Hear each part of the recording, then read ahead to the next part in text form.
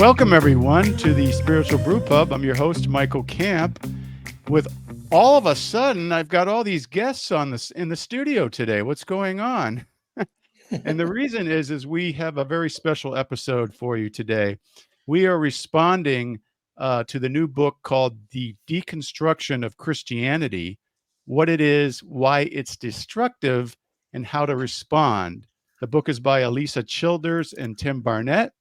And also, we're going to be referencing a video that the authors did with recently with Sean McDowell. So allow me to introduce our guests. We have Desimber Rose. Desimber is a podcaster, an all around. I like to call you an all around feather ruffler, Desimber, and author That of sounds about right. several books about church hurt and how the church and church myths. And Desimber, welcome to the podcast. You're Thank on, you. Thank you so Desimber. much for having me. Yeah, it's great for you to be. It's so good to see you again. So, I know you're not known for holding back, and so I know you're going to tell us what you really think about this book. So, and the ideas in the book. We also have Angela Herrington. She's a faith deconstruction coach and author of a new book called "Deconstructing Your Faith Without Losing Yourself." Angela, welcome to the Spiritual Brew Pub. Thanks for having me again. Yeah, again, you're the third time. You are the best frequent flyer we have. Does that mean I get an upgrade next time? Yes, I don't we're know going to what give you an upgrade. Yeah. Okay, cool. So I know you're going to tell us what you really think too. And I've interviewed Angela. Actually, I've interviewed all of you on my podcast, so you can find all these people in prior interviews. And then finally, we have Keith Giles, deconstruction coach, podcaster, former evangelical pastor, publisher, all these kinds of things, and the author of the Jesus series of books. Keith, welcome to the podcast. So glad to be here, Michael. Thank you for inviting me, and so great to be here with Angela and Desimber as well. Yeah, it's a great team here. I think you've been around the block a few times with this deconstruction stuff, huh, Keith? Yeah, a bit. Yeah, it's taken over my life the last 5 years for sure. I see. So our goal today is to actually deconstruct this book, The Deconstruction of Christianity. And I want to start off by saying, although we will definitely disagree with 90%, maybe 99% of what the authors are saying in this book, I think I can speak for all of us that we see ourselves in all of them because we used to be there. We used to be in their shoes, and we're former evangelicals or former conservative Christians. And the difference is that we've deconstructed and we've seen both sides. And we're not doing this to, put them down or anything, but as people, but to address the ideas that we think that are misguided. People who are genuinely questioning their faith. Really, the evangelical deconstruction is not destructive. It's not a destructive thing to do, and we've seen how it actually is very healthy, and it gets people back to a more healthy faith or a renewed philosophy of life. So it's also not something you just wake up in the morning and say, "Hey, I decided I saw some trendy video somewhere, and I'm going to start deconstructing my evangelical faith." No, it's something is born out of some authentic questions that people have, and they're not being adequately answered. And so that's why people go on this journey. So let me start with just asking each of you, what did you think? Just a 30,000-foot view of what you think about the book or anything you know about the authors. Angela, I'll start with you. Yeah, I think the high-level overview of the book for me is really worrisome. I'm concerned about how many people are going to be encouraged to go to absolutes and not recognize the diversity of faith, the diversity of humanity, just the diversity of experience, even within the Christian church. So absolutes are meant to drive controversy and to push people to react in a non-healthy way. And so I think that's the biggest thing that concerns me. I got you. Okay. Yep. Desimber, how about you? What do you think of your overview of the book, Desimber? I think you might be still on mute. I'm gonna have to I'm gonna have to give you a high level view of the concept of the book and the summaries of the book Okay. that I have read. And before we came on, a few of you were talking about how you got it for free, and it still was a waste of your time. You still paid too much for it. So apparently, I didn't miss out on too much. Uh, but my high level view of this entire concept, I would say, I take issue with someone acknowledging that there is an issue, but ignoring why that issue exists. And I feel that that is the summary of this book. Hey, we're going to say that there might be some validity to why people may want to deconstruct, but we're going to ignore the reasons why they do. And we're also going to misrepresent what it means to deconstruct in the process of it. So that Right. invalidates even acknowledging that it exists if you invalidate why it exists. Right. Right. That's a good point. So Yeah. that's my yeah, Okay. that's how I'm feeling about it. If you can't acknowledge why it exists, then why even acknowledge that it exists? What's the point Right. of that? Yeah. We'll get into that. There's kind of a lot of talk about, well, you're doubting, that's fine, but you're not doubting well. You're not doing it right. So, okay, Yeah, Keith, your what about doubts are you? not valid. Yeah. Yeah. So I probably similar to Angela and December and you, Michael. It's nothing new when I started reading through the book. It's the same kind of stuff I've seen Alisa talk about on her videos over and over and over again. The same kind of pattern of defending what she calls "quote unquote" historic Christianity, which, based on the way she defines historic Christianity, seems to be she's under the illusion that Christianity started about 500 years ago. And not 2,000 years ago, because historic Christianity, the way she defines it, pretty much started with Luther, Martin Luther and John Calvin, but ignores, all the Christians that came before that. And so that's troublesome to me, the way she basically she's defining Christianity, and she keeps saying it's historic Christianity, but essentially it's just what she happens to believe. And by doing that, she's ignoring not only a long tradition of Christian faith, again, going back 2,000 years, but the varieties of kinds of perspectives that Christians have held historically throughout those 2,000 years to this very day. And the fact that sometimes Christians disagree on the doctrine of the atonement, or the doctrine of eternal torment versus annihilation versus universal reconciliation, or many other, doctrines. The fact that we disagree doesn't mean that some of us are Christians and some of us are not.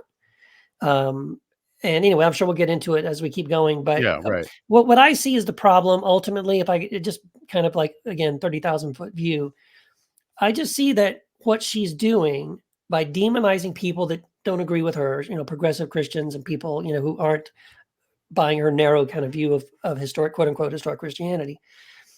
She's creating so much division in the body of Christ. She's creating so much pain. I would say even division between people, family members, because this is how I found her in the first place.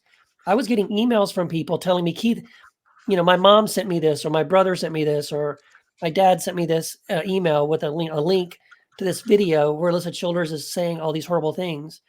And how do I respond? Because Right. now my parents think I'm not a real Christian. They think I'm an apostate. They think I'm, gone off the deep end or whatever. And again, it's creating real pain and real suffering for real people, and it's really unnecessary. Right. Yeah. Yeah. I definitely agree with all that. Everything that everyone said, but I would just add that for me, the biggest thing was probably that they didn't address the major issues head on and in depth. It was very shallow. So it's like, there's so many good historical studies and good biblical analysis out there that, helps us deconstruct evangelicalism, and they just ignore it, Mhm. So, and they go on and et cetera.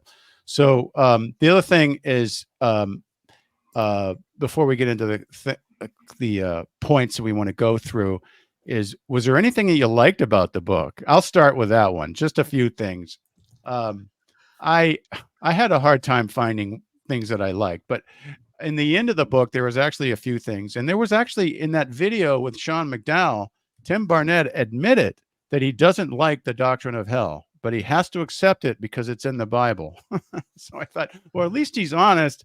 You should look at what we're saying about the facts of the Bible. Is it really in the Bible or Right. not? And he doesn't want to go there, but at least he admits he doesn't like it.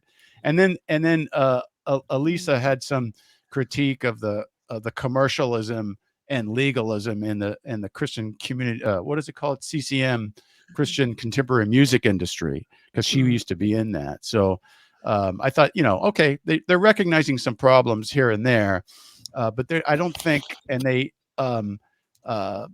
agree that they shouldn't have pat answers, and the evangelicals aren't doing a very good job in answering questions and should have more thoughtful answers. But they just ignore the fact that even thoughtful answers aren't working for many people. Yeah. Anyone else? Anything that you liked about the book? I wanted Yeah. to. Cricket. I'll be You honest. wanted Like to. the idea of a book that encourages compassion. That I was like, yeah, let's do this. And even criticism. Like I'm a huge fan of criticism because I think we can't see our own flaws. And so sometimes those criticisms, they make us better. And I was looking for that. I was excited about that, but unfortunately it was pretty flimsy. It wasn't rooted. I mean, if you're going to come at me with something that you disagree about, please at least make a good argument. Because that makes us both better, right? If we both have good arguments and we both do our research and it's all really based in truth, even if our truths are different, I think it's better for the world. And I couldn't find it. I looked, I couldn't find it. That's true. Yep. Okay. I guess one of the things that you liked, go ahead. I was saying one of the things that you mentioned that you liked, I liked, but it just didn't go far enough. They admitted it, but then hit it with the both sides-ism or the whataboutism stuff, which was they do admit that some churches don't encourage questioning faith and doctrines. Right. So at least admitting that, and Right. anytime a church or organization or anyone does not encourage you or tries to oppress you or suppress you from asking questions, it's oppression. It's a cult, and it's some type of form of oppression that's playing out that you maybe are wittingly or unwittingly engaging in, and also encouraging others to engage in unwittingly. Yeah, that's true. And I was surprised that one of them said, I think it was Tim maybe said, we should have Q&A sessions after sermons. And it's like, okay, that's a good idea, but who does that, Are you ready for that though? Yeah. Yeah, right. Are they ready for that? Exactly. Okay. All right. All right. I hear crickets over on Keith's room, but I'm trying to think. Yeah. What could I say that's positive? It's really hard. I think it's just frustrating to me because, again, I think Angela said this, like I wanted to be pleasantly surprised. I wanted to see that, okay, they decided to sit down to write a book about this very, important topic of deconstruction, that they were going to be maybe a little generous or do a little extra work, to kind of like reflect the true perspectives of some people who are going through deconstruction and then address that. That would have been wonderful. You know what I mean? If it would have been like, here's what someone who's going through deconstruction is saying about why they're going through it and what it's like. And then now we're going to respond to that person, in a faithful way. That's for me what was missing. I know this isn't what I liked about it, so I guess I'm saying I didn't really like much about it. I wanted to like it, but I didn't see much there that I thought was like, that was well done, Right. Yeah, I'd have to agree. Very, very shallow and getting into some of the meat of the things. But let's move on to some of the points that we wanted to bring up. We're going to go through this. The first one is, how about the claim that they made that they've really researched deconstructionists? Fake news. Yeah. Well, can I on what planet what was my question? Yeah.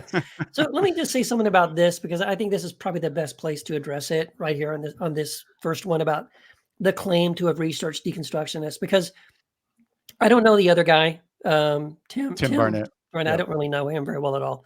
But Alisa, I followed quite a bit. And, a huge part of her platform is that she is an expert on progressive Christianity and deconstruction. And again, forgive me if I'm misrepresenting this, because, but this is how I understand the way she represents her expertise. She says her expertise about progressive Christianity and about deconstruction comes from the fact that she used to be a part of a progressive church. However, when she tells the story of that experience, what she says is that she was a part of a church that she thought was a conservative evangelical church. And over I think a period of maybe a few months, maybe a year, she slowly discovered that the pastor was deconstructing and that the pastor held some progressive views. And when she realized that, she quit. Now, I would argue that, let's say, for example, my family and I started attending a church that we thought was a progressive Christian church. And we went to that church for 8, 9, 10 months until we suddenly found out that it was actually a Mormon church. Does that make me an expert on Mormonism? Do I get to write a book that says, my I'm an life as a expert. Mormon? I was Yeah. never a Mormon. And I don't Right, think right. Alisa Childers was ever a progressive Christian. And she was never someone who deconstructed her faith. So I feel like she has built up this case to evangelical Christians, conservative Christians. Hey, everybody, trust me. I've been there. I know all about it. I used to know this or believe this, and she never did. And to your point, Michael, I mean, I think most of us here, I would admit, yes, I used to believe pretty much everything that Alisa Childers currently believes. Right.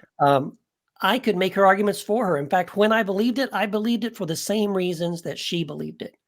Mm-hmm. So I can speak about her beliefs from a place of, like, I spent 25, 30 years of my life. I was a licensed and ordained pastor, right? I believed this stuff and I taught this stuff and I studied it. And I was a true believer in what she believes. But I have since questioned that and rethought that and reimagined my faith. And now I've changed my mind about a lot of those things. And now I have a new view. So, I can speak about what Alisa says about her beliefs because I used to hold those beliefs. I feel like Alisa is disingenuous to say that she's an expert on deconstruction as if, I used to believe these things. I don't think she's ever understood. I mean, I can see the evidence. She doesn't understand deconstruction. She doesn't understand what causes it. She doesn't understand why anybody would hold views that are different from hers. And so that's probably one of my biggest problems with who she is and how she presents herself. Right. No, that makes sense. Mhm. I didn't really get her story about, I was deconstructing, but so I didn't know the details, but what you just said kind of makes sense, because when she would talk about what it's like to deconstruct and what deconstructionists are like, it was like, no, that's not true. It doesn't sound like you know us. Exactly. And what other profession can you make that claim? Right. What other think of any other thing where you can make that claim? Just because I personally attended this place over here, I'm now an expert. Right. Right. I've been in a dysfunctional relationship, so now I'm an expert on dysfunctional. No, you're an expert at your experience or your personal experience and what you had and what you were involved in. You're expert with that. Right. Yeah. Yep. Yeah, So there's no other profession where you can make that claim. no, it's true. And they kept saying that, we've talked to so many people who are deconstructing, and it's like, well, I don't know who you were talking to, but there's still a disconnect somewhere. So Right. Yeah, I think this is where it started to fall apart for me, because that's not research. Googling deconstruction and reading some blogs is not research. Only talking to people who landed where you are is not research. And so what it does is it takes this tried and true method of having a question, looking at all kinds of information, listening to firsthand sources and people with lived experience, and then testing your hypothesis, and just turns it into, as long as I can find a few people who agree with me, then I'm researched and I'm an expert. And that's really kind of an ignorant stance. It shows zero understanding of theology. It shows zero understanding of research. And it really just shows that the goal is not to actually get to the bottom of the topic. the goal is really what apologetics is, which is just a battle plan. It's to Mhm. defend what I believe Right. and make sure that you as the reader know that anyone who believes anything different should be othered because they are evil and manipulative.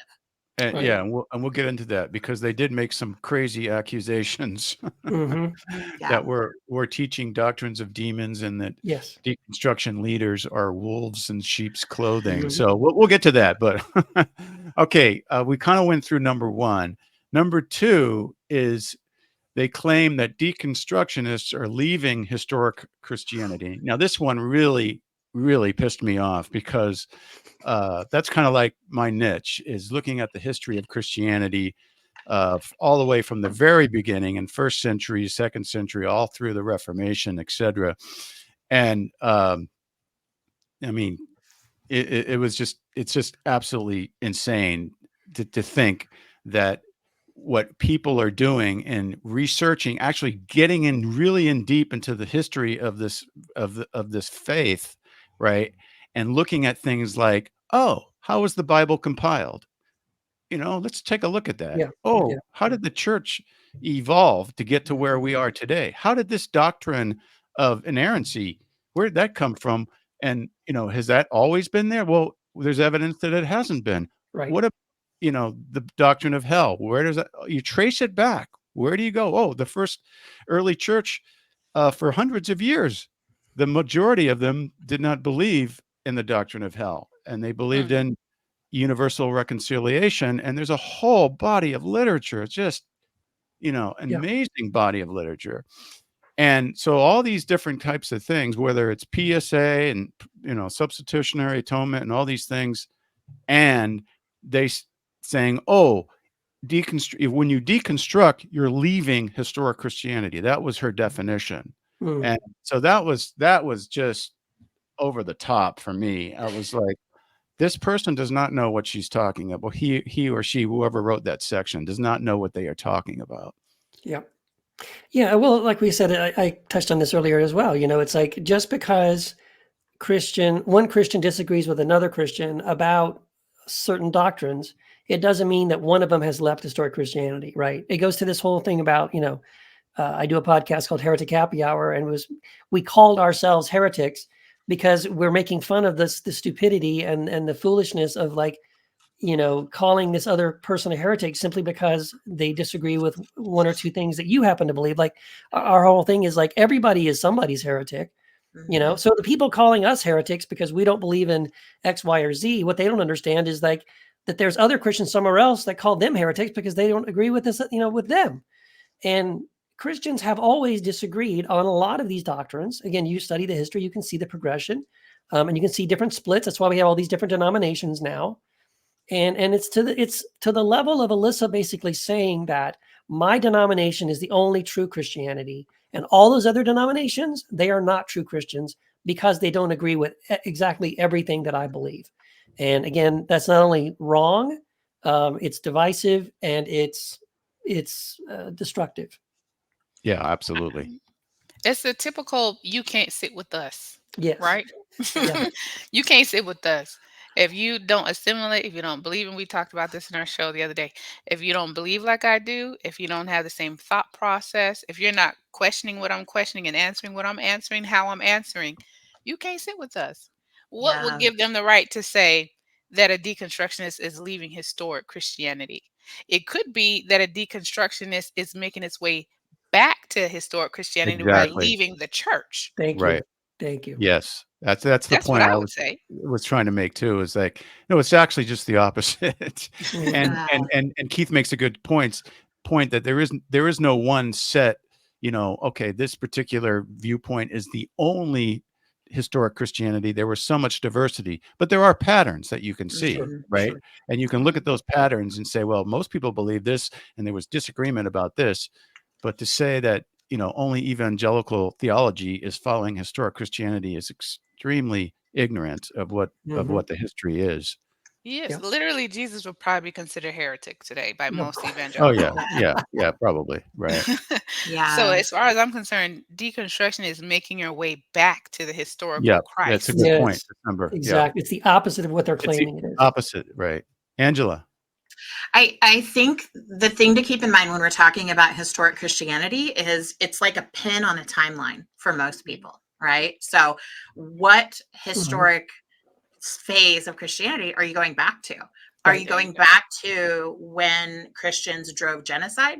Are Right. you going The back to Crusades. when infants and mothers were separated and abused because they were out of wedlock and it was air quotes sinful? Like, are we going back to the Crusades? Are we going like Right. where are we putting this pin in the map? And what I've seen from this book and from some others is that they tend to put the pin in the place that they are the most well versed in and the most comfortable in, and that doesn't require them to question their own power and question their own privilege in this Christian, the system of the big church. And I saw that here a lot. Yeah, that's true. I mean, yeah, they kept on citing things from the Reformation or something. You know, it's a lot of people cite Augustine, or they cite the Reformation, or they say this. They had their pins in certain places, and we're going, oh, we're deconstructing. We're actually looking in between those things, and we're finding a lot of stuff. You should look at it, but they don't want to. Right. It reminds me, when you said that, you know what that reminds me of? It reminds me of, and we're not going to get into a political rant here, I promise, but it reminds me of the MAGA folks, the Make America Great Again. And when you ask any one of them, when was America great? What the first do is get offended, and they'll say, "Oh, see, now you're saying America was never great." Now then you make it a political thing, but you're literally asking them, where are you putting your pen down? How far back do you want to go? Because I promise you, it wasn't great for everybody. And the further back you go, the less great it gets. So let's just define. Because the Native Americans might have something to say. The African Americans got something to say. You know, the Indian Americans, the Chinese Americans, the Japanese Americans. So how far, you know, the Mexican, the Hispanic. So, you know, where you want to set your pen down? The women will have something to say. You know what I'm saying?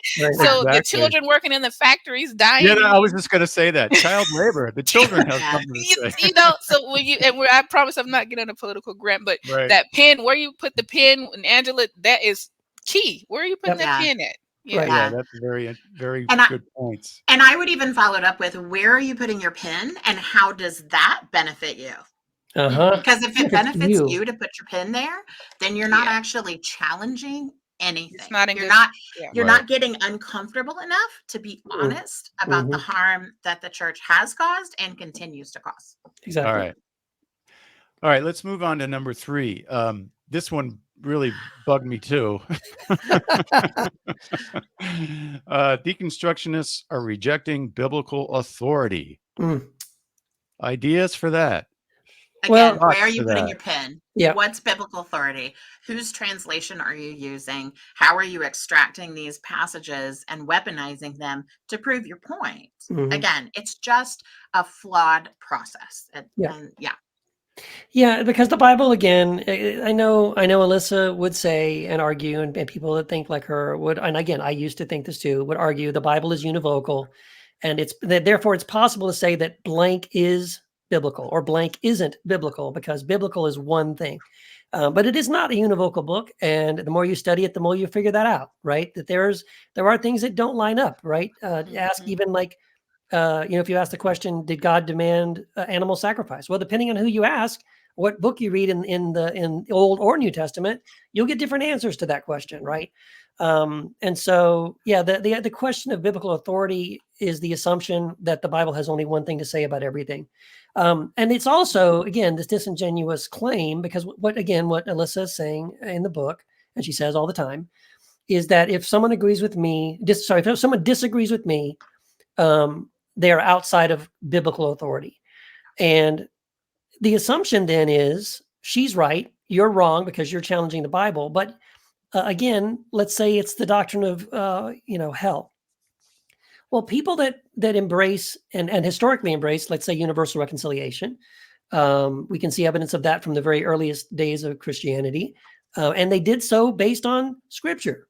Right. So it's a biblical view to say you believe universal reconciliation, but I would argue it's also a biblical view to argue for eternal torment, and it's a biblical view to argue for annihilation. Those are 3 different views. All 3 of them are biblical, meaning you can go to the Scriptures to support that belief. And again, underscores my point that the Bible is not univocal. So all she's really saying is deconstructionists disagree with me, therefore they're unbiblical. But I would argue, let's get down to brass tacks. Let's sit down and say, what are the specific things, Alisa, that you think are unbiblical? Because I bet you I can find verses in the Bible that actually support the thing that you're saying isn't biblical. That's a good point. So yeah, I mean, I'm sorry, Angela, did you? Oh, I think that was Desimber me. was going. Yeah. I would say there's a verse for everything on what Keith was saying. I take I cringe a little bit at the word authority, Yeah. to be honest. When it says they're rejecting biblical authority, which authority? That word itself, it has a bad connotation with me where it concerns the Bible and anything religious. For me, that word translates to oppression. It probably doesn't translate that to everybody, but as a Black woman in America, when you say they're rejecting biblical authority, so did the slaves. If it was teaching me, and I was like only yesterday years old when I found out that the slave owners gave the slaves a slave Bible.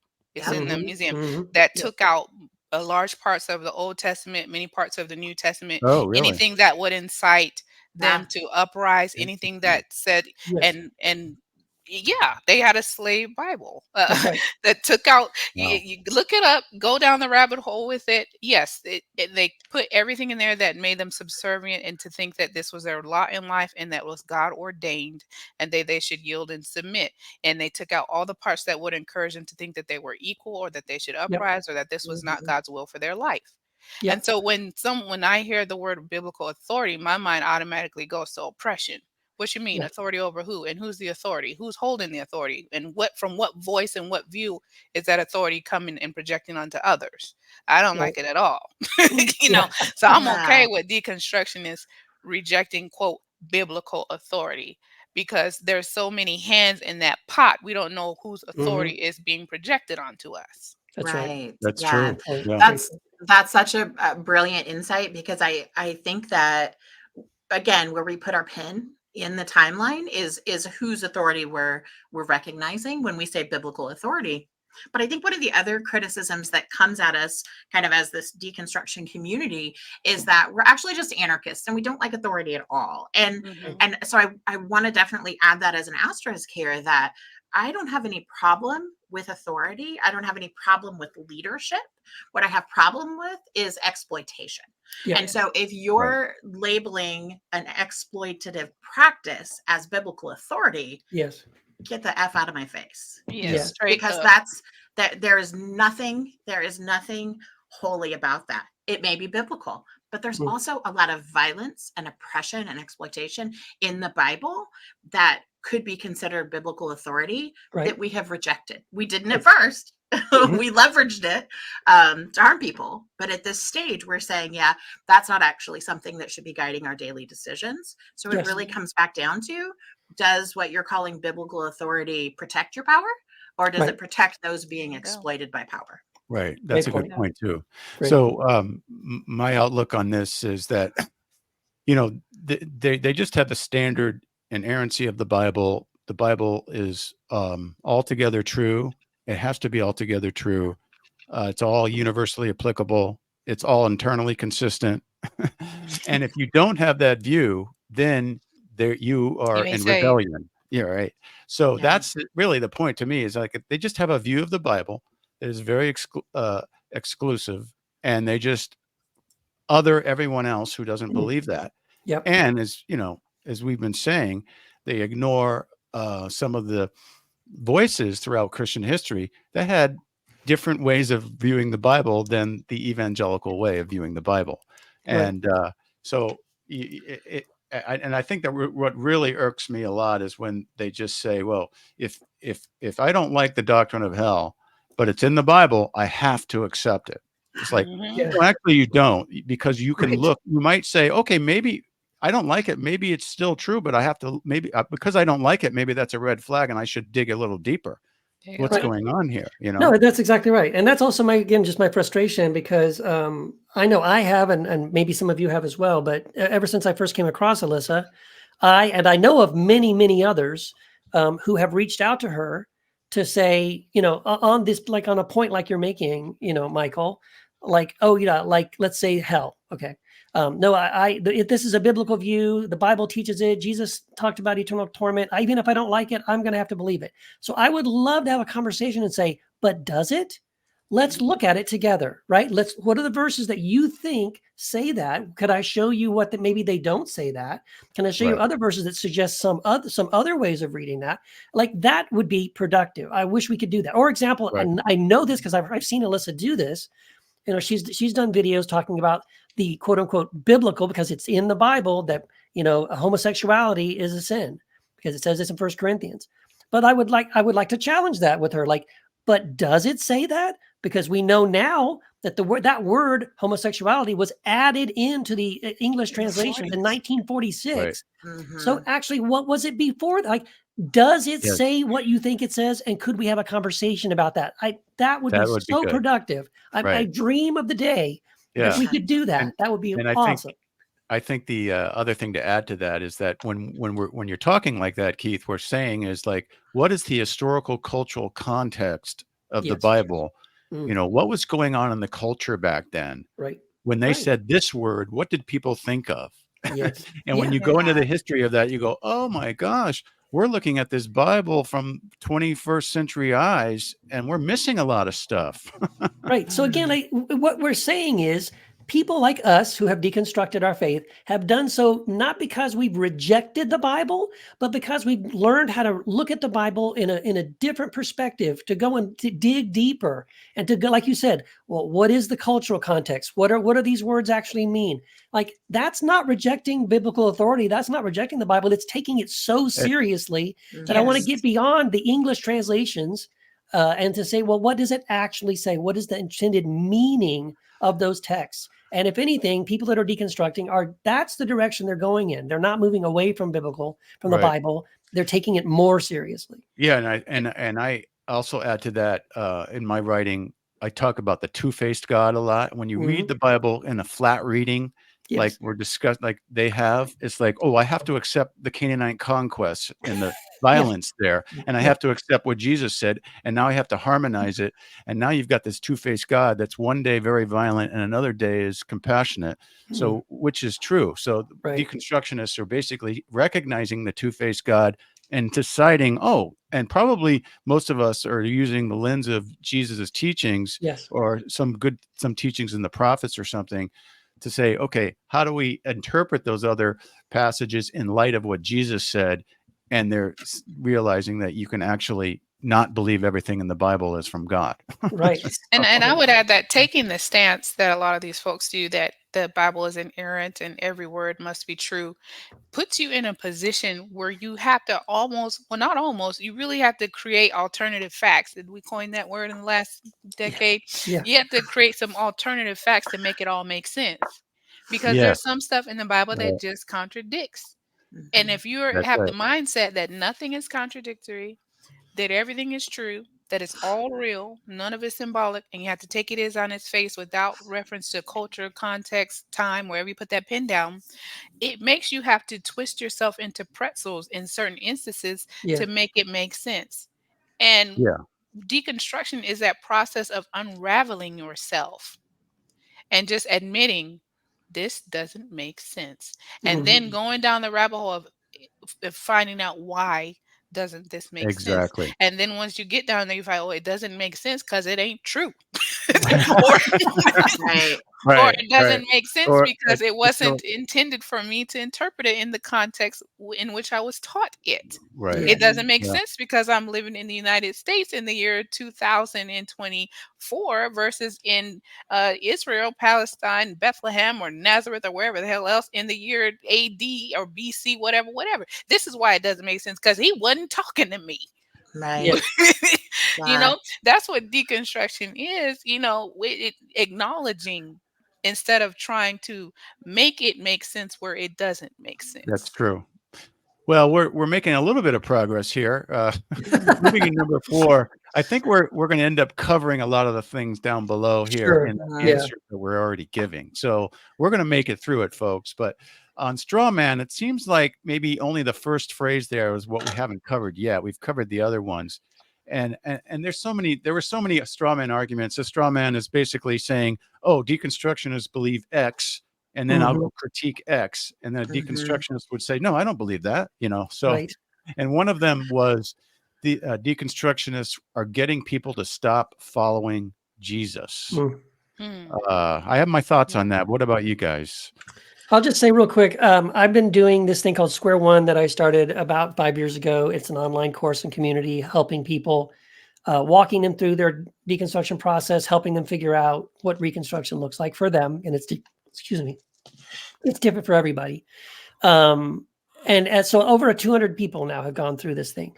And in my experience, the vast majority of those people were moving closer to Jesus. In fact, that was their intention, because what they were noticing in their deconstruction as they were asking questions and having doubts was things didn't line up between the Christianity they were taught from the pulpit or handed when they were young. And there were inconsistencies between that and what they were reading in the Gospels, the Sermon on the Mount, or the Book of Acts. And they're like, okay, well, what's going on here? I want to know the real Jesus. So most people I Yeah. know that have gone through deconstruction and have come out the other side, and they have said this, and they voluntarily said, I am closer to Jesus now. I am closer to God now than I ever have been before. Now, does once in a while, does it lead to deconversion? Yes. Sometimes people do completely leave the faith. But that's one of my problems with Alisa and her book and her videos and things. She constantly conflates deconstruction with deconversion. They are Oh, not yeah. the same thing. They are two Right. different things, and one does not That's a good automatically point. lead to the other. Yes. Plenty of Great point. people, the vast majority of people I know who have deconstructed have done so and feel closer to Jesus and closer to God than ever. Yeah, I've had the same experience. People have actually said that, and a lot of people say, "Hey, I'm deconstruct. I have problems with this, but I can't give up Jesus. Exactly. What do I do with Jesus? Exactly. Because I You can't keep give him him. up."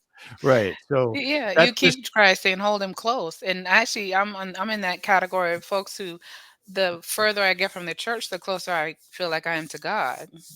Mhm. I still yeah. go to It church is and I that. still speak at churches. But as far as it dictating my life or being that quote authority over my life, mm, Yeah, no. that's different. Right. Right. Yeah, I think this is a great place to kind of hold ourselves to a little bit of accountability, because what we don't want to do is we don't want to set up our own straw man arguments by Yeah. saying that people who are deconstruction or are in deconstruction are a monolith, Right. because Oh, we're that's true. not, Yeah. right? Right. So one of the things that I've discovered with my coaching clients and the people in my online communities is that the more the church has pushed you to the margins, the more the church has harmed you, the harder it's going to be to hang on to your faith. Right. um, because it's so deeply embedded in your trauma. So what we've got to remember is that deconstruction is a process, not necessarily a destination. Right. I am deconstructing is a process that I'm following. It is an initiative that I'm taking. It's questioning and those kind of things. But anyone who wants to determine where people are going to land at the end of deconstruction doesn't understand deconstruction, Right. because you Right. can't go into it with foregone conclusions about where you're Exactly. going to land. Right. That's Yeah. not deconstructing. Yeah. That's We're right. not we're not setting up the first deconstruction church of so No. and so. Yeah. Exactly. and, Exactly. and with our own statement of faith. People land in different places. Yeah. I think of the Awaken conference Keith and I went to, and I met so many people there. We were all over the map, from atheist to progressive Christian, and we all got along really well. We all had the same, we agreed probably 95% of the time, and we just, like, oh, okay, well, I don't care if you're an atheist. We had the Right. same Mhm. experiences with toxic religion, so we have a lot in common. And even people who become agnostics, in my experience, usually they hold on to some kind of an ethic, and sometimes Yeah. that ethic is actually the love ethic of Jesus, but they don't really talk about it, because that's what they're just trying to find meaning and putting love or service into life. Yes. And they often get that from Jesus, but they don't talk about it anymore because they got burned by religion. Yep. Yeah, and I just want to mention this too, on the back of what Angela said about us not being a monolith. There are actually folks who have considered themselves quote deconstructed, where I find that they are where the pendulum has swung all the way back the other way, and they are just as toxic and Yes. oppressive Yes. and Yes. offensive Right. Right. as a hyper religious person, and they don't even understand that they're in the they circled the block and landed in the same spot with a different Right. name. And it's Yeah. like I've heard them talking. I'm like, what this Yep. the vitriol and Yeah. these people and this God. It's like a burn the house to the ground type Yes. mentality. Yes. Very very negative, very hateful, very, Mhm. very just, there's so much vitriol. And I'm like, I listen to these people that have quote went under deconstruction. I'm thinking, "Look, this is some dysfunctional deconstruction. If I saw some, but then I can't qualify your process. I Yeah. don't get to judge your process. I don't get to judge where you land. But Mhm. I think we have to be fair and say that there are some people that go through what they call or say is deconstruction, and they literally land in the same spot as Yeah. some Christians as far as their judgment Yes. and Right. the way they are Yeah. looking, talking, thinking, and acting toward Christians. And I don't think that's a healthy place to be either. Yeah. Right. Agree. Yeah. Fundamentalism can rear its ugly Yes. head anywhere, even among Yeah. atheists. So that's a good Yeah. point, December. And there's a tremendous difference between sacred holy rage, rage Mhm. against oppression, rage against all these things, and allowing that to form resentment. Yes. So I call those the screamers. And there's Mhm. Yeah. absolutely a season when I needed screamers to help me tap into this rage that Yep. Christian culture said I wasn't allowed to have. Just don't get stuck there, That's right? right. Right. Yeah. Right. Because it's so It's harmful. so heavy. And we Yeah. can be tremendous allies. We can be on the front lines using our privilege for good, but we can't do that from a place of contempt, or a place of resentment, because that's actually coming from our own unhealed spaces. Yeah. So like Gottman's four horsemen, those are defense mechanisms. Mhm. So if I'm coming at you with contempt, if I'm coming at you with resentment, it means I haven't done my own work. And I'm Yeah. taking whatever's happening in your world personally, rather than taking a step back, putting up some healthy boundaries, and just saying, you know what, you don't get to pull my strings that way. That's Yes. Yeah, right. that's Yeah. true. All right, I'm gonna get us to move along here. This is a great discussion. You This guys could be are, like 3 days long. I know we could Yeah. do like a week on this. Yeah. I Easy. know Oh we yeah. could. We Well, might need anyways, that's you guys are need a bringing up couple more things that I didn't episodes. think of. So yeah.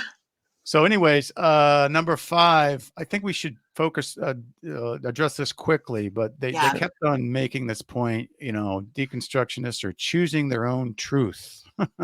Everything Wow. is Doesn't so everybody? relative, and it doesn't really matter, right? So, what about that?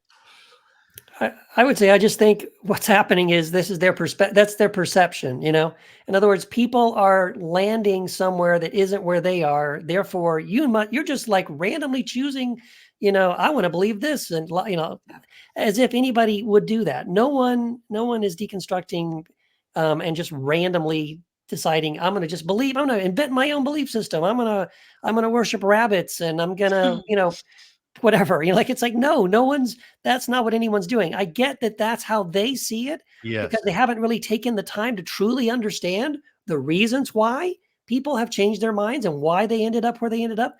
That's the book I wish they would write, ask Right. those Yeah. questions and really listen to what people say, because Right. where they've landed where they have, not because they just randomly just chose their own belief out of or some book, something or somewhere. They've asked questions, and this is where they've ended up. And they're sincere questions. They kept Yeah. on saying, you're not sincere. They're not sincere. You're not doubting well. It's Well, like, Well, and I was real quick. They were saying in the video with Sean McDowell, I noticed they kept talking about and quoting and referencing like TikTokers, Yeah. And oh I'm like, yeah, okay, all right, look, if that's what you're doing and you're critiquing a 30-second TikTok video, then yeah, don't expect it to be that deep, right? right. And But call that's yourself an not the expert. totality.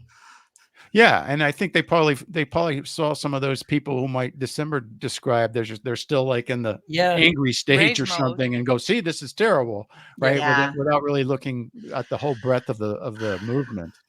Yeah. Yeah. For me, one of the things that I was criticized in the book about, being labeled as bad theology, was a book review. It was a couple sentences I wrote for someone else's book about deconstructing. And so I think saying, we're choosing our own truth, and even going into objective truth, whatever you pull out of context and label theology doesn't necessarily mean it's theology, right? What you're saying is a good question versus an insincere question. That's really not for anyone else to determine. How can you call it a faith with that level of legalism, saying you can only do these things? That's authoritarianism, which is a whole different church. Yeah. And that's true. Oh, go ahead, Desimber. And my thought is, look at the premise of someone saying that they're choosing their own truth. The premise of that is whatever I believe is the truth. And they have chosen some other truth. There's actually a scripture that says something about they have chosen the other doctrines. But the premise of that the deconstruction of choosing their own truth, saying that out of your mouth is so arrogant. The hubris of saying they're choosing their own truth. Ma'am, sir, you're choosing your own truth. Right. Right. Well, that's the point I was gonna Sir, make. ma'am, everybody chooses their Yes, own. Exactly. That would be you included, but the fact that you're saying that out of your mouth implies that you believe you are the one that has the truth, Well, and that everyone else is choosing their own truth, as if you did not choose yours. Yours just is the truth. Yeah, right. Well, he's ignoring. They're ignoring. Well, evangelicals choose their own truth too. How many different variations of evangelicals? How many denominations are do we there? have? Apparently, everybody is choosing their own truth. There's 600 and something Christian denominations. So, but that gets framed as learning the truth, right, versus choosing it, right? Which even strips away autonomy and choice, which is a whole different book and a whole different conversation. But that's why it's rooted in that certainty of we have objective truth because I believe what the person who taught me believed.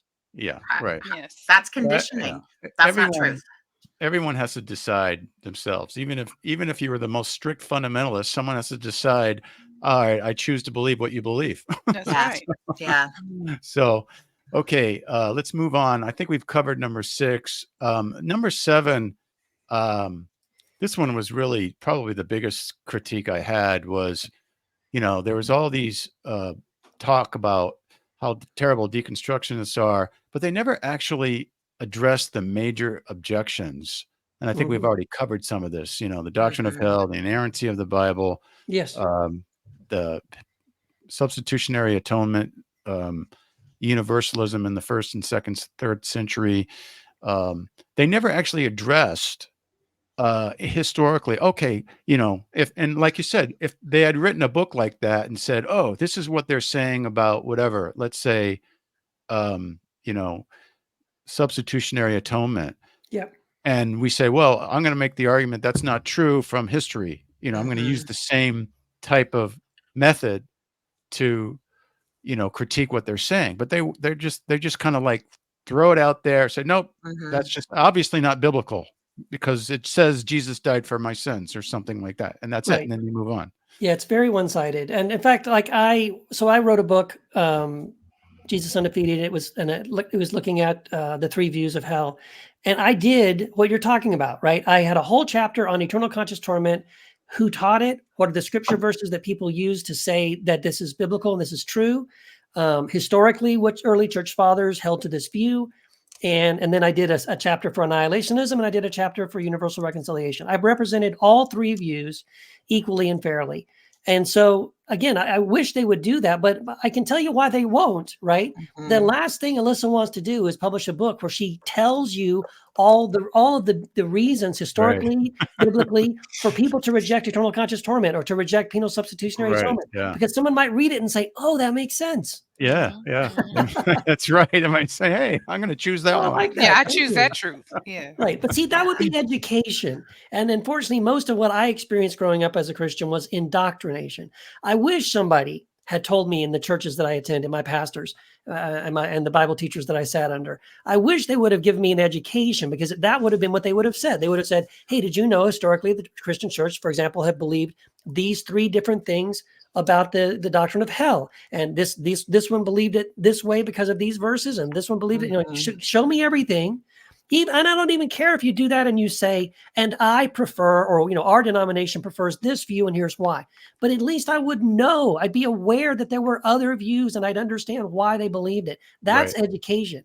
And most of us received an indoctrination. I would argue what Alisa Childers is terrified of is that what people might learn now through deconstruction, they might actually figure out that they were indoctrinated. They might actually get an education. And then what would happen? That they're terrified that it's, and I just want to say the cat's out of the bag. Deconstruction is not going away. I don't care how many books she writes, how many videos she does. They're not going to stop it. It can't be stopped, right? People are going to continue to ask questions. They're going to continue to find answers, and they're going to think for themselves. And guess what? They're going to change their minds. And that's just the way that gives me hope. Yes, absolutely. So, and that's kind of number 11. They say it's a trendy movement, and it actually, the term might be new, deconstruction. Yeah. Whoever coined it. When I started deconstructing, I didn't call it deconstruction. Right. I didn't know what it was. Yeah. We didn't know what that was.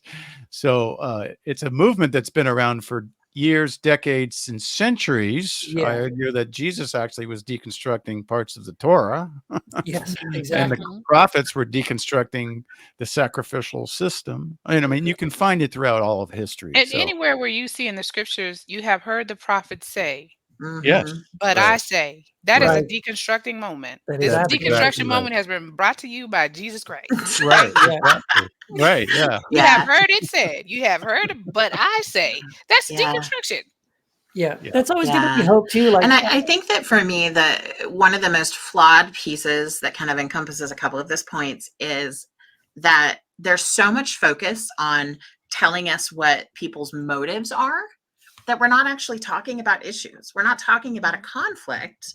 We're framing it in a way that you think the people who are deconstructing are bad, making a mistake. You think that people like us who support people in deconstruction are actually maliciously harming people, so that then you don't actually have to take on the topics. It's about come get on my side. Here's why that group of people is bad. And then you don't have to do a deep dive. You don't have to. You're bad. Yeah, you don't have to go into deconstructing your own privilege. You don't have to say, okay, how is that church harming people today? Like right now in this minute, even if you don't go back and look at the past, what's happening right now? And I think that's why people fight so hard to just label people, and not necessarily get into the topics, because that's messy and that's hard. And I don't have to do the hard work. If I could just label you a heretic, then we can ignore what you're saying. It's easy. Yeah. Right. So we're getting close to our hour, but I think some of you can stay on. We're going to go on, but if you have to leave, that's fine. I think maybe one person might have to leave, but we'll just keep going. What's that? I'll stay as long as I can. Oh, good. Okay. All right. So let's move on to we've already kind of gone through, I think, number 7, and we've touched on some of the others. But one of the things that this always kind of bugs me too about when I get criticized, a lot of times they bring out what you might call the Galatians card. The Galatians card is you're preaching another gospel. And they just throw that out. See, Paul said that in the last days they would preach another gospel or whatever. Yeah. This is proof that these people are wrong. And then you go back, okay, I'm going to go back and I'm going to read the book of Galatians, right? And I just read it. I cracked open David Bentley Hart's New Testament. Yeah, great book. Cracked it open and read the book of Galatians, and I knew what it was going to say, but I wanted to hear how Bentley Hart translated certain words. And sure enough, what are they talking about in Galatians? They're talking about a group of Christians, followers of Jesus, that were trying to go back to the law of Moses and saying you're not justified to be saved unless you follow the law of Moses, get circumcised, and all this stuff. That's what they were talking about. They were talking about a very specific thing. They were talking about going back towards legalism and religious authority and control, which sounds a bit like it almost sounds like what we're doing. Yeah. Wait, maybe that's historical Christianity and we're all just wrong. Yeah, right. That'll get clipped out. We'll see that one circulating. Sorry, Paul, you were wrong about that. Yeah. Well, my kind of thing on that too, because this is kind of part of my personal story. I would say the beginning of my deconstruction process was, again, I was licensed and ordained Southern Baptist, on staff at churches and all this stuff in ministry. And I was probably late 30s, early 40s, something like that.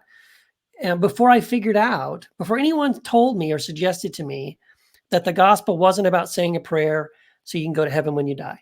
And it just blew my mind. And there was such a simple way. This friend of mine pointed it out to me. He said, well, the gospel, first he said the gospel wasn't that. It wasn't about getting out of hell or praying a prayer so you can go to heaven.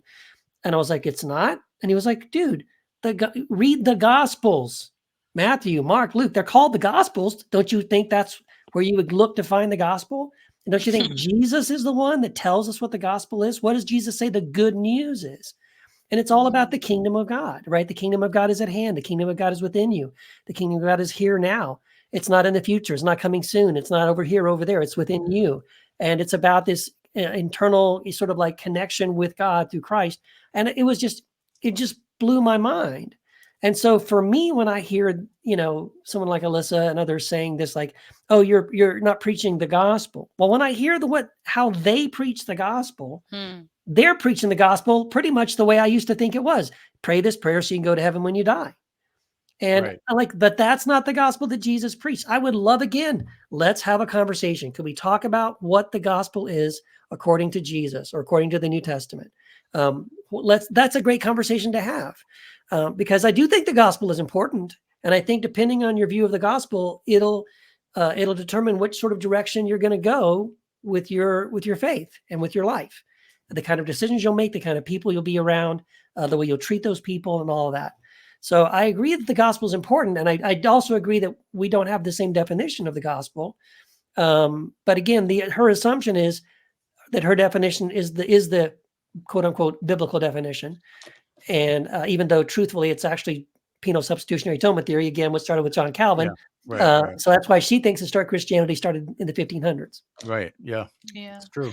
And I would say the same way that they want to use Galatians to critique deconstructionists, I would use Colossians to critique Christians. Yeah. Because if you read in Colossians chapter 2, I'm gonna just read a little bit of starting at 16. It says, so let no one judge you in food or in drink or regarding a festival or a new moon or Sabbaths, which are a shadow of things to come, but the substance is of Christ. Let no one teach you, and this is the part I like the most. Let no one cheat you of your reward, taking delight in false humility and worship of angels, intruding into things which he has not seen, vainly puffed up by his fleshly mind, and not holding fast to the head, from whom all the body is nourished and knit together by joints and ligaments, grows with the increase that is from God. And it says, don't let them cheat you out of Christ.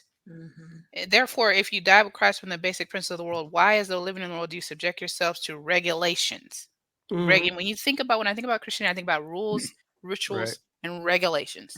Do not touch, do not taste, do not handle, which all concern things which perish with the using according to commandments and doctrines of men. These things have an appearance of wisdom in self-imposed religion, false humility, and neglect of the body, but are of no value against the indulgence of the flesh. No. And the same way they use Galatians to critique deconstructionists, I would use Colossians to critique them. Where he said, don't let them cheat you. Don't let them cheat you out of Christ. And I would say that to anybody who hears this, don't let the church cheat you out of Christ with Christianity. Don't let the church do that to you. Yeah. No, it's actually, you can, when you actually read Galatians the way it, actually read it and actually receive what it says, the same way you just said about Colossians. Galatians actually critiques this book. It's like, no, it's for freedom that we've been set free. It's for freedom. It's not going back to laws, legalism, and all these things that make you feel better than others because you're following all this thing in a rule book. Yeah. Paul says in Galatians, the only thing that counts is faith expressing itself through love. That's the only thing that counts according to Paul. The rest of it, get rid of it. You've kind of nailed it. I mean, that's really, in my mind, Jesus said the same thing. Love your neighbor, and that fulfills the whole prophets and the Torah. and also, the golden rule, do unto others as as you would have them do to you. That sums up the whole Yeah. prophets and Torah. Paul Yeah. said, "Love is the fulfillment of the law. Whoever loves has fulfilled what God wants." Yes. And so, I mean, so it kind of brings us back around to saying, oh, deconstructionists are actually focusing on those things because that's the kind of thing that comes out in the scriptures. That's what matters most, because that's what Jesus said. And that's what Paul said and others said. And so that's what a lot of people who deconstruct are focusing on. Yes. And they don't see that. Everything is a flat reading of the Bible. So, and taking things out of context. When you play the Galatians card against deconstruction, that's taking it out of context. Right. What about number 9? Oh my gosh. Did you know that you taught doctrines of demons, Keith? Apparently, well, no. Well, what I used to teach is exactly what Alisa teaches. But yeah, again, it's this thing about they disagree with us, therefore they couldn't really be Christians. I heard that in the video. Sean was making that point, right? That Sean McDowell was making that point that, well, they weren't really Christians. And first of all, I don't understand necessarily what that has to do with anything. I guess what they're trying to discredit is kind of what I said in the beginning. The idea that, well, see, they didn't really understand Christianity, true historic Christianity, and that's why they fell away. But I think all of us would say, no, I did believe 100% exactly what they believed. I believed it for the same reasons they believed it. I had a genuine conversion experience when I was 9 years old at the Lighthouse Free Will Baptist Church in Eagle Pass, Texas. And I was all in and was the whole time. So to say that, oh, you weren't really a Christian, you didn't really believe. No, I'm sorry. That doesn't work. I would say that most people that have had questions, who have deconstructed, it's not because they didn't know Jesus. It's not because they didn't have a genuine conversion. It's because they did, and they were noticing inconsistencies, and they wanted to find out what's real. They want to find out what's true. Right. Absolutely. Yeah. To me, it's just like it's a modern translation of Pharisees and Sadducees. Same words. Yeah. Same words, different, maybe slightly different packaging. But this idea that any human has the right, this is where I get pissed. The idea that any human has the right to diminish or deny someone else's connection to their creator is heresy. Yes. Not like joking, we're called heresy. Yeah. That is one of the most evil, asinine things I have ever heard. Yes. I think that it fits right in with this idea of being hard-hearted and loving legalism because it protects me and my power, not because it's remotely connected to God. Yes. Right. I'm going to take a breath now. You guys keep talking. And I would just say it goes back to, I love the analogy that Angela gave earlier about putting the pin down. It just goes back to where these people put their pin down.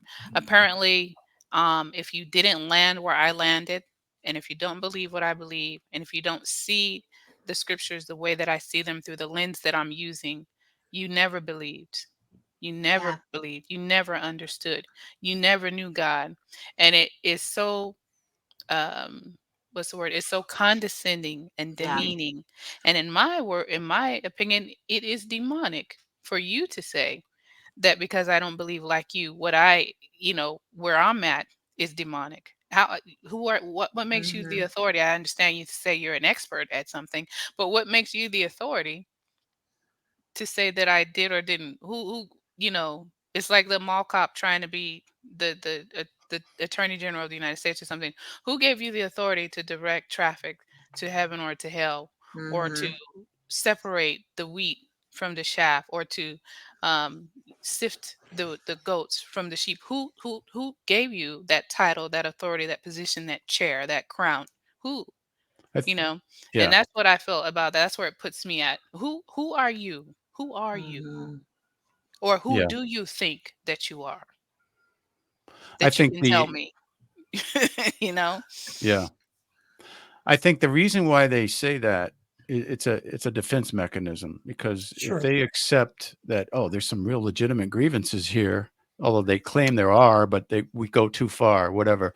If they really accept that, then they have to really face it. But if you just say, they were never saved, most of them were never saved, then that kind of gets them off the hook. You You can dismiss them. Yeah, you can dismiss you can them and dismiss their them, and their and objections. they actually gave, I don't know if it was in the video or in the book, where someone said, "Oh, I talked to someone and I could tell right off that they just supposedly got saved at a half-hearted gospel presentation at VBS and Right. Vacation Bible School." And then later on down the road, they deconstructed. They kind of have this view that people in deconstruction are in their teen years or early 20s, and they just got some, some terrible gospel presentation. They don't really understand the real thing, and they never were saved. Yeah. And it's just a way for them to defend the I think in my mind, the insecurities of facing what's really going on. Yeah, and it's all about division, which I think is what's so ironic about some of these passages, claiming that deconstruction is really about dividing and luring people away. One of the pictures that I have on my wall, I've had on here for probably, I don't know, 15 years at this point. David Drury, a Wesleyan pastor who is one of the most brilliant and yet humble people I've ever met, said, "Shepherds don't scatter the flock. Yes. Wolves do." Thank you. So if you're in a position where you're saying those people are bad, but over here we're good and we'll keep you safe because we're going to teach you how to fight those people, that's scattering. Yes, I mean, there's nothing healing. There's nothing compassionate. There's nothing about recognizing and honoring each other's humanity in that. It's just about making sure that there's enough people following you that you have the power to keep benefiting from your privilege. That's all it is. It's true. And it's just dehumanizing people, really. Oh, they're Absolutely. not saved, we can dismiss them. They're teaching doctrines of demons. Oh, don't go anywhere near one of Keith Giles's book. Sure. Yeah. Yeah, I reached out. He's dehumanized. He's teaching, so He done untangled Christ. Stay away from him. Someone the other day on Facebook, an evangelical professor at Denver Seminary, called me very dangerous. Yes. So, that's a promotion. You used to just be dangerous. Now you're very dangerous. Yeah, I'm gonna put that on my website now next to my book. Hey, I'm very dangerous. Come read about this very dangerous view of Christianity. Yeah.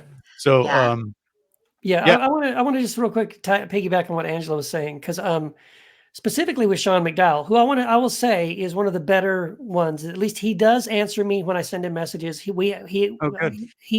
had a dialogue with me privately on some of these things, on some of his videos.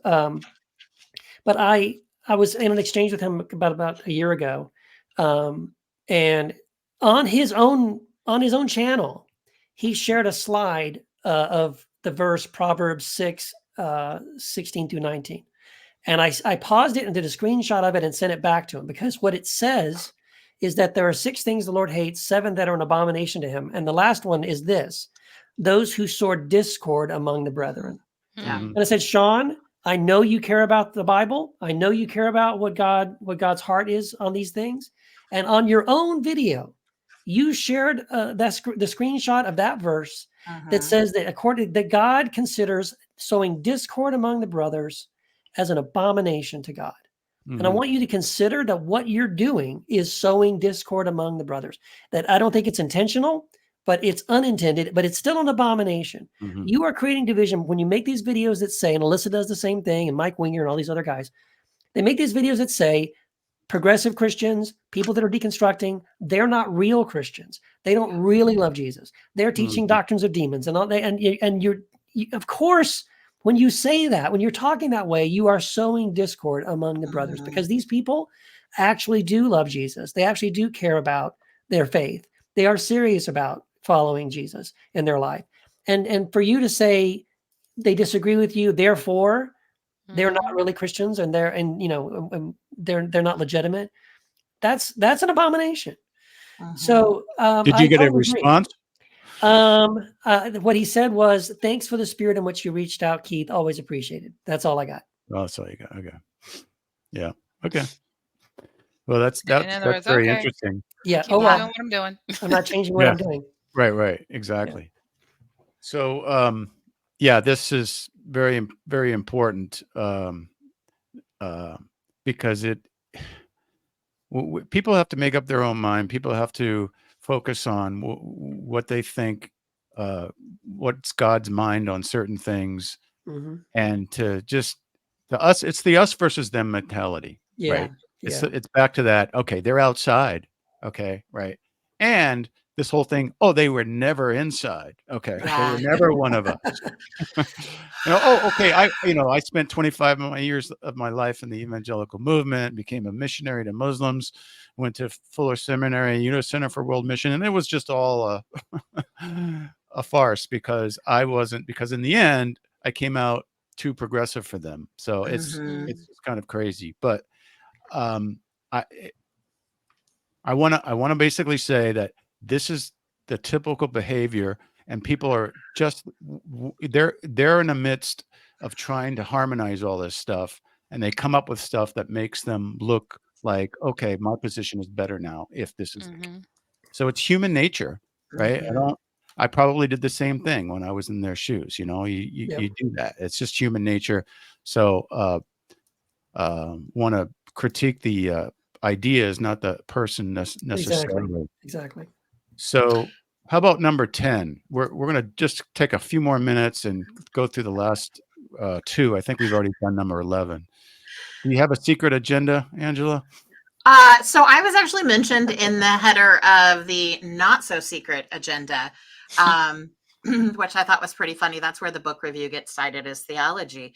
But I think what really scares people who don't want to lean into deconstruction or really have this idea that we're all wolves and manipulators is that a lot of us are actually fighting for equity. A lot of us are saying, hey, these patterns are not okay.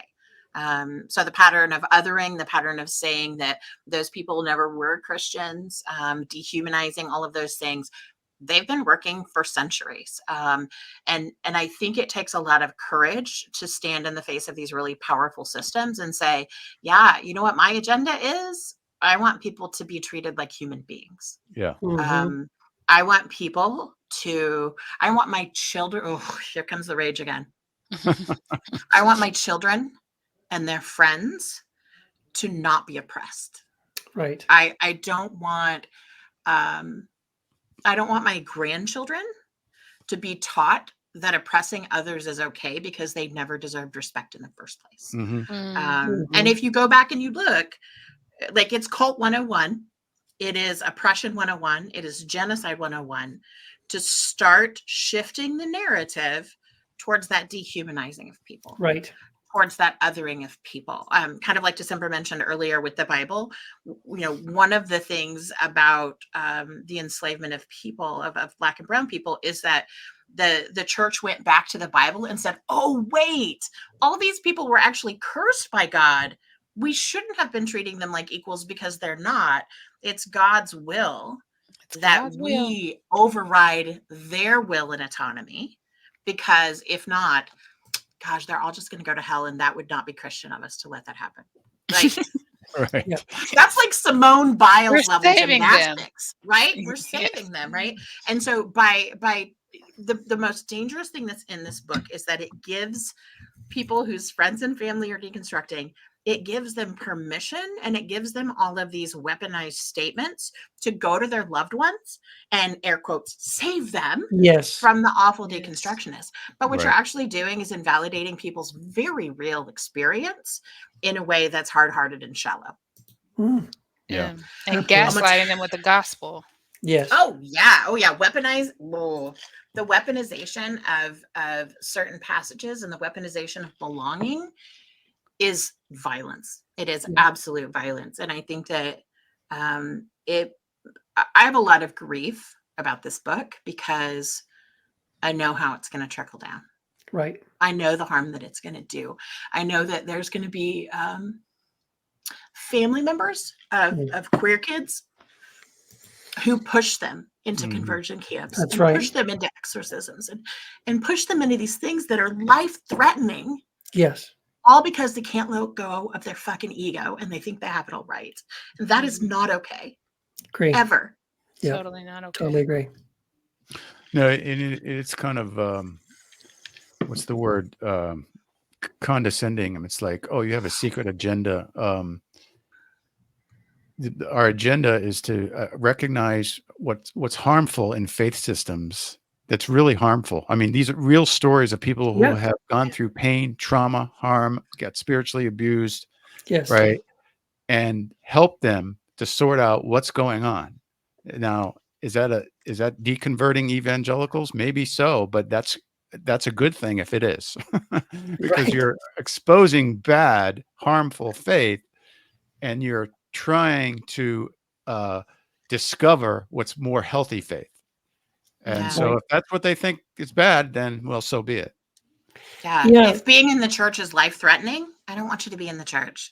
I want you to spiritually flourish.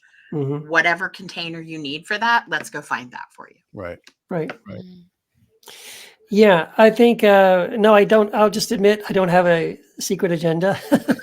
I mean, I can't even imagine that I'd be like, oh, you know what I want to do with the rest of my life? I want to focus my energy on deconverting, evangelical Christians. Like, now I would like for them not to be, have toxic belief systems. I'd like for them to learn. That's why I wrote those books, right? I want them to realize, like, hey, the things that I was raised believing, maybe they're not as true as you thought they were, right? So yeah, I do want them to learn and grow and maybe find better ways.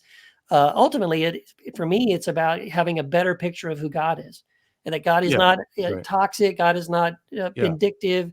That God engages in restorative justice, not retributive justice, and all that. Exactly. Right. So if I'm sure that's what they would say. Oh, Keith, you're deconverting evangelicals. Well, maybe at the end of the process, they won't feel comfortable in your church anymore, but they will still be people who love Jesus. They'll just have a better different idea paradigm of who Jesus is. Right. Yeah. And the dissonance that they're already feeling in your church is what's leading them to deconstruction. That's right. We're not creating it. No, we're not. They're creating it. That's the irony. We're not the KGB. Well, we're not sneaking into churches and like throwing people in a pillowcase and dragging them out. Undercover, like, hey, read this book. Yes. I know that old Spy versus Spy comic is coming to mind. Like that's not actually what's happening. People are leaving the church. People are seeking other answers because the church is so hard-hearted in many situations that there's no space to ask those questions. There's no space to be present and be uncertain without retribution. Right.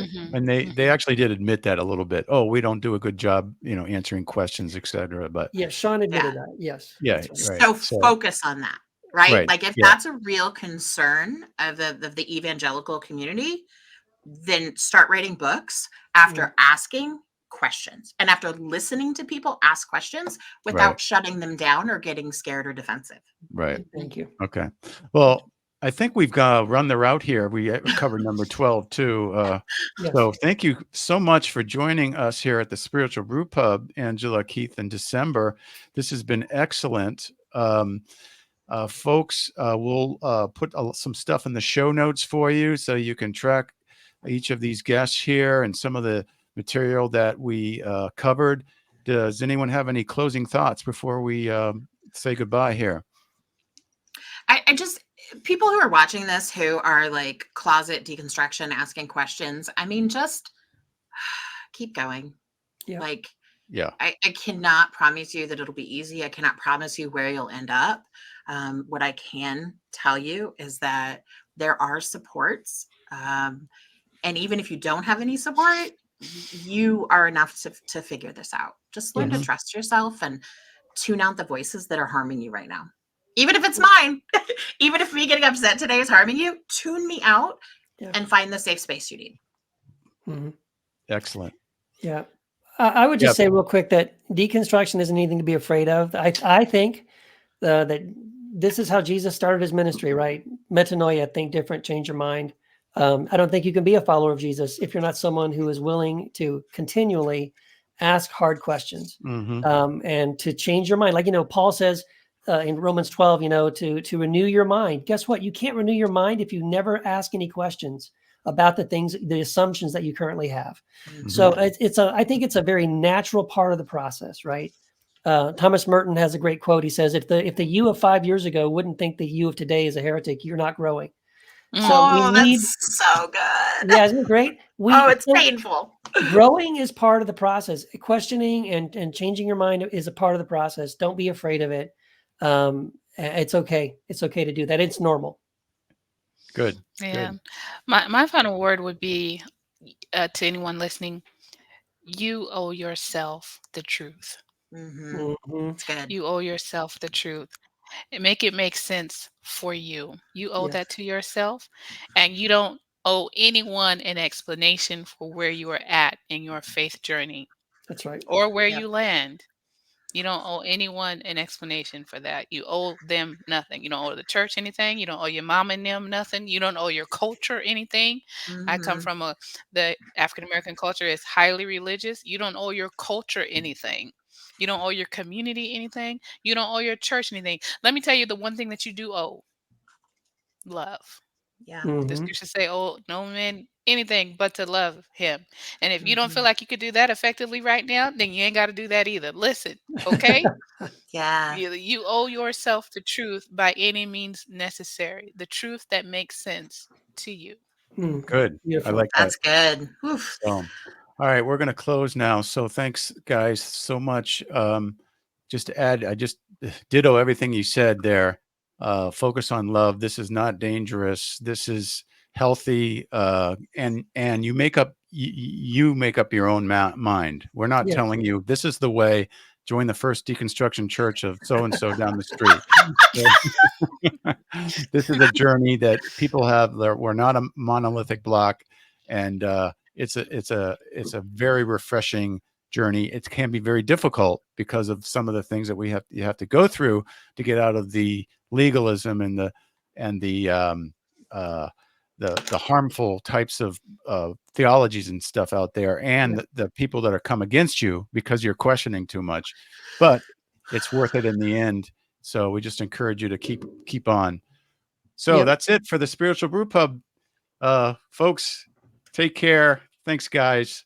Enjoy responsibly.